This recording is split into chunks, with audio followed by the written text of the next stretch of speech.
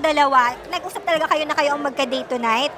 Actually, hindi po, pero parang it would be the best decision na kami magkasama tonight. Sino ba namang hindi gusto makatabi ang isang Herlene Budol? Meron na bang nagiging totohanan na ba ang mga pag-iibigan sa magandang dilag? Career lang muna. Okay. How about you, Herlene? Career daw po. Ay, career daw po. Parang hindi ka kumbinsido. Ano ibig sabihin nun? Career, basta career na lang daw po. Oh. Alam nyo, grabe tong issue na pahabol pa ngayong 2023 ha. Nagbabasa ako ng mga comment ng mga past na uploads ko. At ito yung nire-request lahat. Sabi ko sa inyo, hindi ako maalam sa mga kwento nila. Si Herlene lang actually yung kilala ko. Pero nawindang ako kasi nung binasa ko yung kwento, ang dami, ang tindi ng mga revelations. Mala teleserye ba? Ganun ba yung pangyayari? At ngayon, kung hindi nyo pa alam, at nakikinig din kayo, promise mawiwindang kayo, pero feeling ko naman alam nyo na, no? At chichismisan na lang tayo dito. Sinasabi pa nila, no, na merong isang meme, pakita natin, wala na raw yung corona kay Daniel, pati kay Andrea, ganyan. Puro usapang kabitan ngayong taon. Medyo nakakaloka ako, ha, honestly, ha, medyo natotoxic ako ng very, very slight, na puro ganito yung mga discussion. Pero, discuss pa rin natin. Pag-usapan pa rin natin. Bago tayo magpatuloy, huwag nyo kalimutan na mag-like, subscribe at notification bell. Meron tayong 1,000 Gcash giveaway. Magdi-disclaimer lang din ako, alleged pa lang itong mga to at hindi naman sinasabi talaga na yung mga screenshots ay galing talaga sa kanya. Alleged. Ikukwento ko lang kung ano yung mga kaganapan ng nangyayari sa internet. Whether they have an affair or not, hindi ko na alam yon at out na tayo doon. So, ganito yung nangyari. So, ito kasi si Herlene Budol, no? May collab team siya na nagngangalan na si Rob Gomez. Ngayon, maraming hindi pa masyado nakakakilala kay Rob Gomez. Miski ako, humihingi po ako ng paumanhin kasi hindi rin ako masyadong manood sa TV. Matagal na rin ako hindi nakakanood sa TV. So, bago siya sa akin. Isa yan sa mga surprises ko kasi, wow, di ba, in fairness, may issue. Sabi nga nila, di ba, pag may issue kasi cut ka na. So, hinanap ko, no, tinignan ko siya, tinitignan ko yung mga picture niya. Gwapo pala ito at bata pa.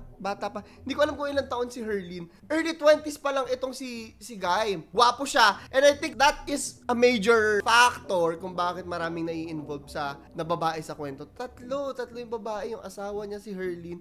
At saka si Bianca Manalo, nakikita ko. Nalaman ko pa na isa pala siyang Nepo baby yung tawag doon, di ba? Pamilya pala siya nila George Estrega, napakagaling niyan. Gary Estrada, yan mga Estrada. Alam naman natin, nasa mundo ng showbiz lahat yan. Anyways, babalik tayo sa kwento ngayon. Ito na kasi yung nangyari. Sila kasi ni Herlene, no, may teleserye sila. Nakalimutan ko yung pangalan ng teleserye nila, pero madalas sila nagti-TikTok, nagpi-picture ng mga sweet-sweetan, syempre for promotion. Bilang artista, normal naman yung ganon. Kagaya na lang nitong itong nasa likod natin, yung play natin. Hey, sexy lady, I like your clothes.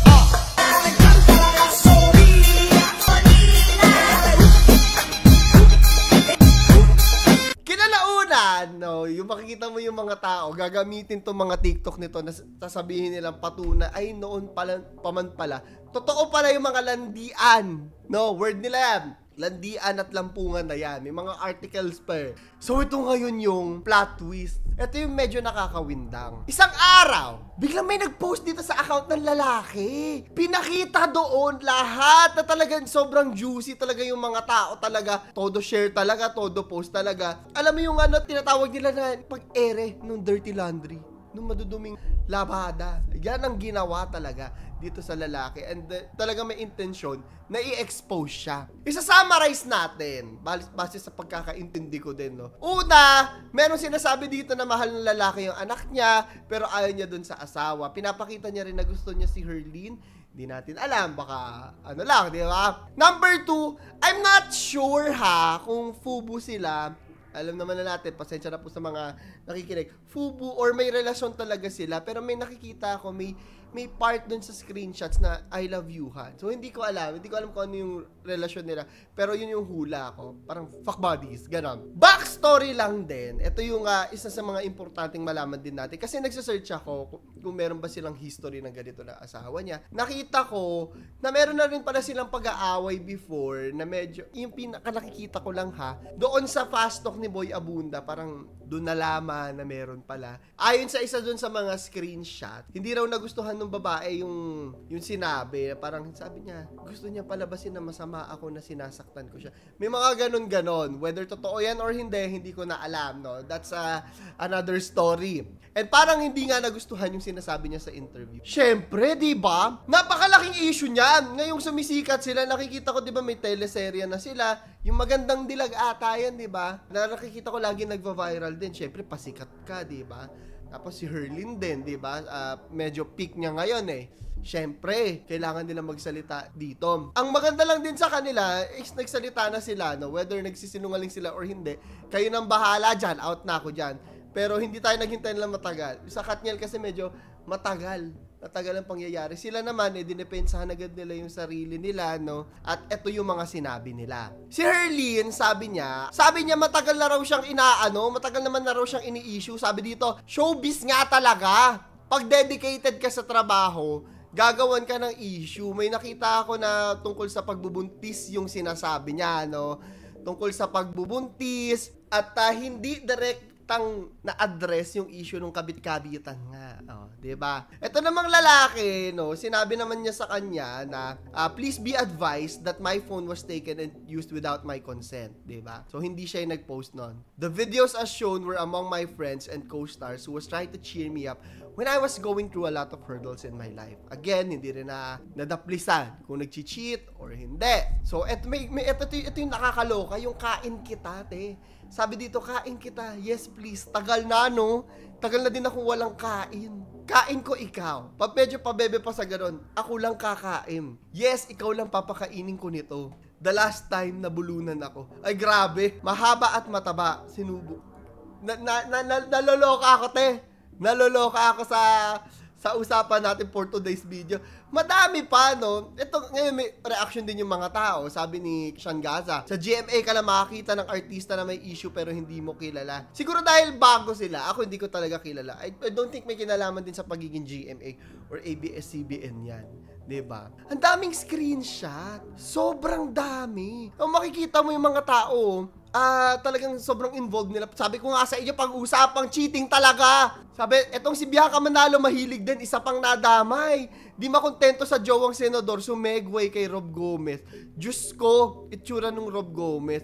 May magsasabi, ang pangit daw, ganyan, hindi naman kagwapo. I think para sa akin, nagwapo naman siya. Diba? May post pala ganito na ayan, pinost yung picture ng anak niya, nag-heart si Herlin Budol, tas yung mga tao sinasabi, Diyos ko te, gutom daw siya. Ano na po, talagang nagagamit laban sa kanya talaga. Ito, may nagsasabi dito, walang makakatalo sa screenshot kahit anong alibay. Of course, pwede rin kasing pekein ang mga screenshot. Kaya hanggang ngayon, no, alleged pa lang itong mga to. Importante yon yung salitang alleged. Si Summer na lang talaga ang natitirang loyal. Yung aso ni Daniel Padilla. Di ba? Tapos ito si Herlin, no, nag-post pa siya. Matapos ang trending na kainan, sabi dito, nag-upload ng Instagram story at mukhang unbothered, no, si Herlin Budol. Malalaman natin yan sa mga susunod na araw kung meron talaga or nag-aalibay, di ba? Pero very disappointing. May nakita ako dito. Dali lang, pakita natin ha. Kung totoo man to, hindi ko sinasabing siya talaga to. Pero sabi niya, si Herlin to. Herlin, huwag ka na magpaalam, wala ka nang kailangang i-explain. Hindi pa nagte-take. I think nagte-take ng shots to sa palabas nila. Iintindihin ko lang lahat, sabi. Alam ko yung pinasok ko, alam ko yung limit ko. So, aware siya. Nakakalungkot naman yun kasi medyo masa to si Gusto talaga siya ng mga tao. Tas ganun pala. So, nakakalungkot yun. Sobrang nakakalungkot. Komentaryo lang tayo, ba't ang daming nagkakabitan? Alam nyo, okay lang naman lumandi kung single kayo, di ba? Kung wala asawa yung nilalandi nyo, maglandian kayo, wala issue yan! Christmas ngayon, go! Malamig! Pero may asawa, di ba? Tapos ikaw kung lalaki ka, may asawa ka at makikipaglandian ka pa. Yun yung ekis talaga. At pangalawa na lang din, ito personal na rant ko na lang to ha. Christmas ngayon, tama na muna tayo. Awat na muna tayo sa mga chismis. Ano muna tayo? Peace on earth and love and peace be with you and everyone, diba? Hay nako, grabe, ang laman-laman ng ating usapan ngayong araw. Ito yung tatanungin ko sa inyo. Bago natin tapusin tong video na to, tatanungin ko kayong lahat ngayon. Kung kayo, imaginein natin meron kayong crush, no? Matagal na, in love ka na, pero may asawa. Papatulan nyo ba kahit nakabit kayo? Kung oo, explain nyo sa ilalim. Kung may experiences na ba kayo ng pagiging kabit, explain nyo sa ilalim.